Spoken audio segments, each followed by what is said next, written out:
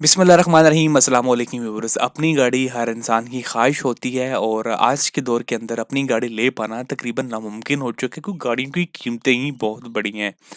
आज की वीडियो दो तरह के बंदों के लिए, एक तो वो बंदा जो मिडिल क्लास इंसान है, एक सैलरीड पर्सन है और अपनी गाड़ी लेना चाहता है, वो अफोर्ड नहीं कर सकता, वो किसी बैंक से लीज करवाना चाहता है, तो वो वीडियो ये लाजमी देखिए, उसके लिए बड़ा फायदेमंद होगा कि आया बैंक से गाड़ी लेना उसके लिए फ़ायदे का सौदा है या नुकसान का सौदा है। वो मैं आपको बड़े ही आसान अल्फाज के अंदर आपको बता दूंगा, आपको बैंक जाने की भी ज़रूरत नहीं पेश आएगी। दूसरा वो बंदे, आजकल एक कंसेप्ट जो है वो मार्केट के अंदर एंटर हुआ और सोशल मीडिया के ऊपर इस हवाले से बड़ी बात हो रही है कि आपके पास अगर 30 लाख रुपए मौजूद हैं, आप गाड़ी लेना चाहते हैं, तो आप यकमुश्त गाड़ी ना लें बल्कि आप किसी बैंक से लीज करवाएं, 10 लाख रुपए डाउन पेमेंट दें और बाकी 20 लाख रुपए को किसी जगह पे इन्वेस्ट करें और उस पैसे से जो आपको मुनाफा आएगा वो आप जो है वो एक साथ उसे अदा कर सकते हैं, तो सिर्फ 10 लाख में भी वो आप गाड़ी ले सकते हैं। इस चीज़ में कितनी सच्चाई है, कितनी किस्त बनेगी और कौन कौन सी गाड़ियाँ अवेलेबल हैं, एक मुकम्मल तफसील और जामिया वीडियो ये वाली, तो प्लीज़ लाजमी एंड तक देखिएगा। आपका कोई भी सवाल बाकी नहीं रहेगा। अगर फिर भी कोई रह जाता है तो नीचे कमेंट सेक्शन में आप लोग पूछ सकते हैं। आज हम जिस फाइनेंसिंग स्कीम के बारे में बात करने वाले हैं वो है मीज़ान बैंक की कार इजारा स्कीम। ये एक रिबा फ्री फाइनेंसिंग स्कीम है जो कि डोमेंशिंग मुशारका एक इस्लामिक का कॉन्ट्रैक्ट होता है जिसकी बेस के ऊपर काम करती है और 1 से 5 साल के लिए आप जो है वो यहाँ पे गाड़ी को लीज करवा सकते हैं। अगर आप ओवरसीज़ पाकिस्तानी हैं और आपका रोशन डिजिटल अकाउंट ओपन है तो आप जो है वो 7 साल के लिए भी लीज करवा सकते हैं। इस फाइनेंसिंग की जो की फीचर्स हैं उसके अंदर है कि आपको डाउन पेमेंट बड़ी कम अदा करनी पड़ेगी। रेंटल पेमेंट जब गाड़ी आपके पास आ जाती है और जो इस्लामिक कंसेप्ट है वो आपसे रेंट लिया जाता है गाड़ी का, क्योंकि आप अगर 30% गाड़ी का देते हैं और 70% बैंक आपकी गाड़ी का देता है तो मेजॉरिटी पोर्शन बैंक का होता है।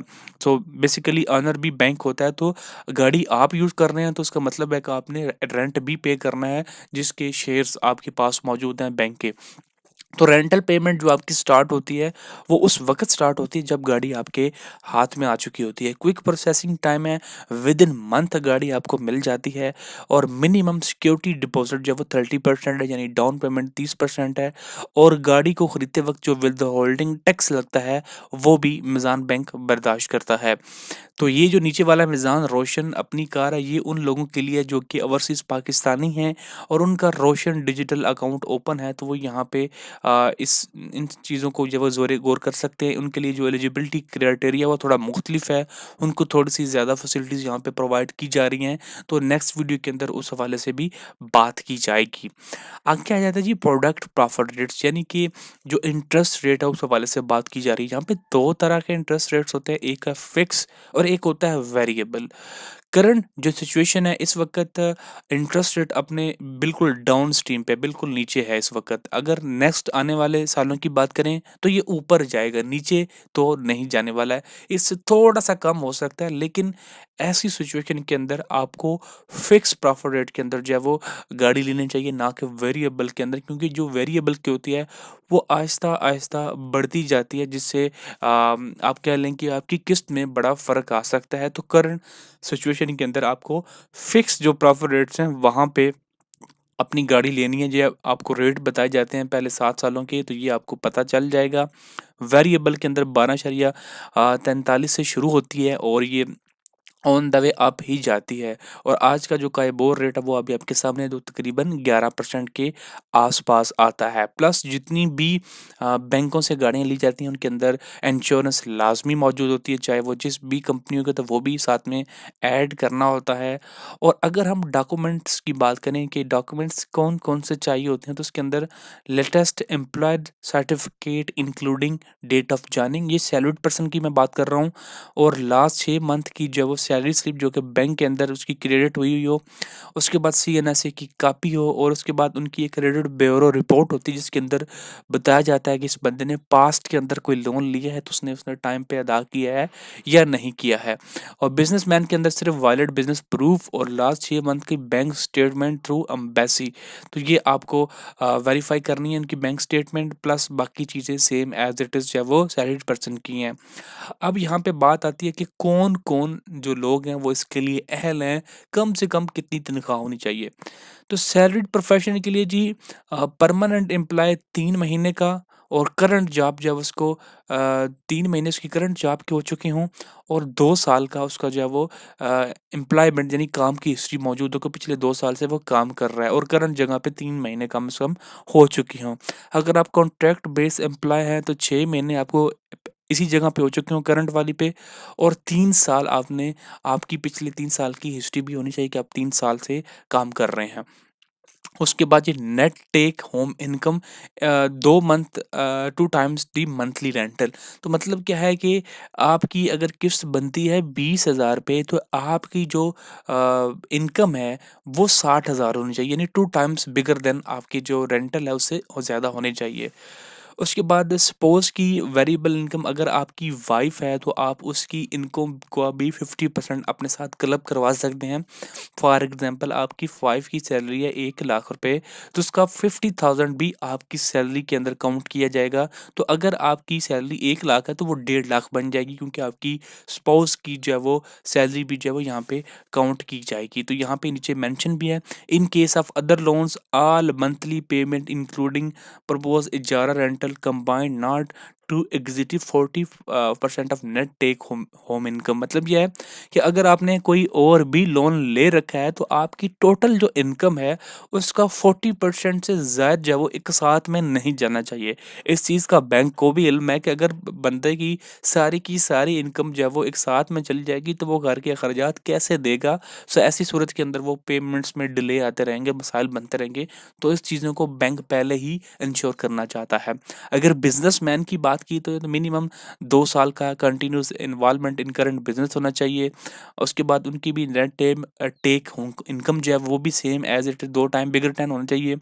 आप बिजनेसमैन भी अपनी वाइफ की जो है वो इनकम को क्लब करवा सकता है, और यहाँ पे भी 40% नेट टेक होम इनकम है। उसके बाद अगर however up to 50% net take home income will be allowed for locally manufactured or assembled vehicle of up to 1000 CC. तो अगर लोकली कोई संबल गाड़ी आप लेना चाहते हैं तो उसके अंदर 50% भी आप जब वो नेट टेक होम इनकम ले जा सकते हैं, लेकिन बाकियों के अंदर 40% है कि 40% से ज़्यादा की आपकी जो सैलरी है उसकी किस्त नहीं बननी चाहिए। तो आपकी जब board data check ECIB should be clear and must not have current defaulter overdue at the time of case approval. तो ये बैंक बिजनेसमैन के लिए ये भी चीज़ें हैं, और जारी बात है सैलरीड पर्सन के लिए भी ये चीज़ें जो है वो काउंट की जाएंगी। उसके बाद जी यहाँ पे पीरियड ऑफ फैसिलिटी की बात करें तो 5 साल के लिए आपको दी जाएगी। एडवांस पेमेंट के बाद minimum 30% of the cost of vehicle है, 3% डाउन पेमेंट देनी है, और मैक्सिमम आप 50% दे सकते हैं। और यहाँ पे अपफ्रंट जो आपको फ़ीस देनी है वो 3100 रुपये फ़ीस है। डॉक्यूमेंटेशन चार्ज जो है वो मौके के हिसाब से होंगे, और उसके बाद रेंटल फ़ीस है वो भी मौके के हिसाब से होती है। और ओवरऑल आप 30 लाख रुपए तक की जो है वो यहाँ पे ले सकते हैं, अमाउंट ले सकते हैं गाड़ी के लिए। अगर गाड़ी की वैल्यू है 60 लाख रुपए तो ऊपर 30 लाख आपको खुद पे करने पड़ेंगे। उसके बाद एक अच्छी चीज़ यह है कि आप यहाँ पे आप प्री मैच्योर टर्मिनेशन भी करवा सकते हैं, कि अगर आप वक्त से पहले अपने इस मुआहदे को ख़त्म करना चाहते हैं, आपके पास पैसे आ चुके हैं, तो आप इसे ख़त्म भी कर सकते हैं। उसके लिए भी कोई रिस्ट्रिक्शन जो है वो यहाँ पे नहीं लगाई जाती है। अगर बात करें प्रोडक्ट्स की कि कौन-कौन सी गाड़ी आप ले सकते हैं, न्यू कार ले सकते हैं, यूज़्ड कार भी आप लोग ले सकते हैं। In addition to leasing of new cars, Amazon Bank also provide the unique opportunity of leasing second-hand locally assembled vehicle.